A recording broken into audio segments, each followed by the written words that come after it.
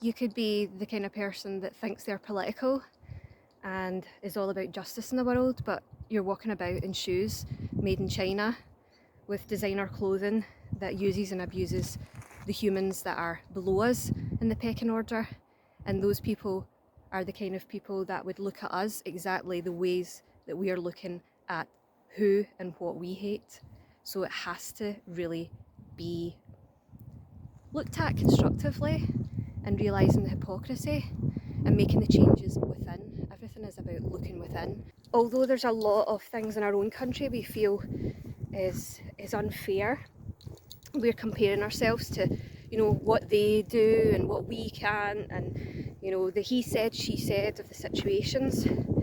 We feel like we are the victims, but we forget there's people in other countries that are looking to us and thinking, wow, look at them. So they're looking to us just like we're looking at our elite, and they're thinking, those Western people, how good they've got it, how much they are using and abusing our planet and our animals and our way of life, and they are sitting moaning about it, whereas we in this situation would kill for that kind of scenario, that kind of lifestyle. And then even from that level, there will be people below them that is wondering what they're complaining about, and we tend to forget that. It's having a balance of knowing that there is something that could do with changing, knowing there is unfairness, but your reaction, is it productive, or is it just a kind of unpurposeless, unproductive urgency that seeps out in every reaction in our life, and actually we start to vibrate in a negative frequency.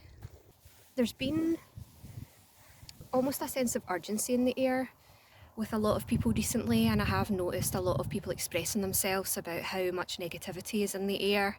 Our country, the world, where it's going, and all justifiably something that does prompt your emotions.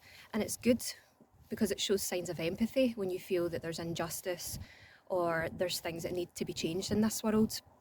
But what I learned a while back was that it's actually been imprisoned more in your life, and it diminishes your opportunities to perhaps contribute more and add to the collective in a positive way.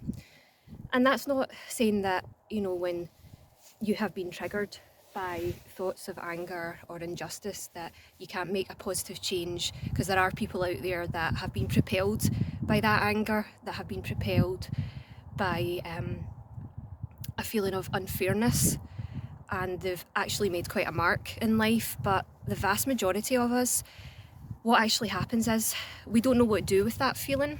So when that feeling's stimulated, we have a sense of urgency, a sense of real need to do something with those feelings that have been stirred up inside you. And quite often, if you're in the place that you have learned to deal with those emotions in your everyday life, perhaps you've been through some obstacles and challenges that have put you in that situation before, you can compartmentalise things, you can look at things from a bigger perspective, and you can break it down and understand the things that you have control in within your life. And that's usually within your own life and in your own community.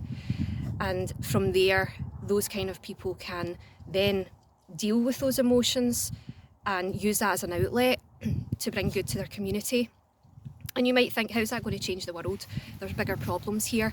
But everything does cause a ripple effect. So if you are giving to your community, if you're making sure that there's a more stable, grounded, loving kindness going on in your community, and that there's a sense of safety and vulnerable people are getting helped, then that does definitely cause a different vibration. And communities all interlink, we're all part of the one collective, so it does cause a ripple effect. We might not think that because we're signed up to the news channels, we're getting the notifications, we feel an urgency to keep on top of the world news. And I get that because I used to be there myself. A few years ago, I was the kind of type of person that I was constantly feeling the need to vent about these people that stimulated a feeling of hate in me. You know, the elite corporations, establishment, and those that we feel were in control. But the message I was losing there in that was that these people only have power because of our support and the way that our lifestyles have gone. And we might not think that we've contributed to that, but it's a bit like the whole supply and demand situation. And if you are getting distracted by these feelings of urgency, of hate, and you don't know how to have an outlet, and you don't know how to be constructive about it and gain a higher perspective about it, then how it comes out is it's ingrained in your life, and it can cause you to react within your own life, within your relationships, within every action that you do on a daily basis. And then what in fact happens is you're just adding to a big pot of negativity, and the positive doesn't really get a chance to come out. And it's something that I've said before to those that feel they need to vent online. The energy that you're putting out, what you're asking for in return is the same back.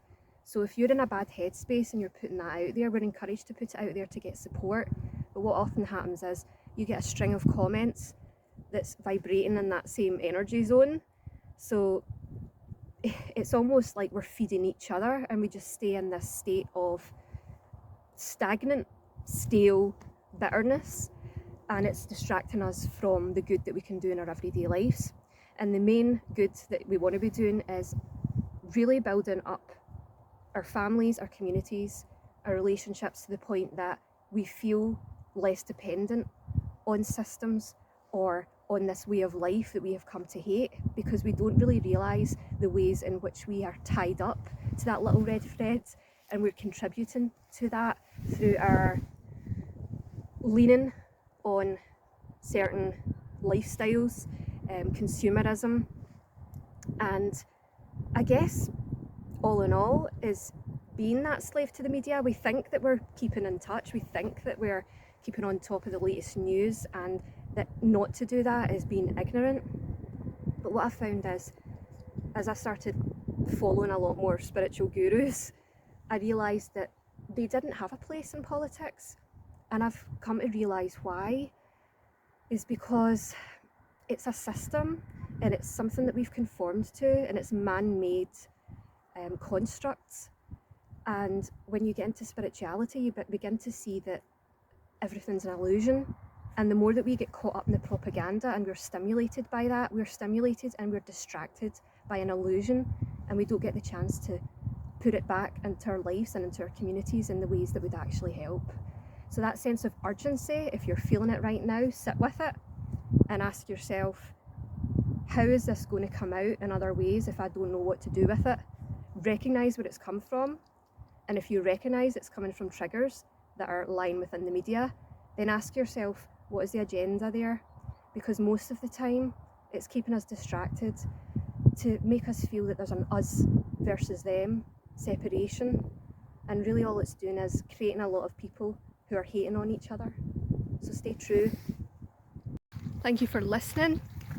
My eyes have more bags than Heathrow Airport, and I do try and articulate things through this fogginess, but yeah, I wanted to get it out there because I feel like a lot of people are being distracted, and I think that given the right context and perspective, we would be able to see that our ability to make a good change lies in our pause and reflect, and our giving in a constructive way.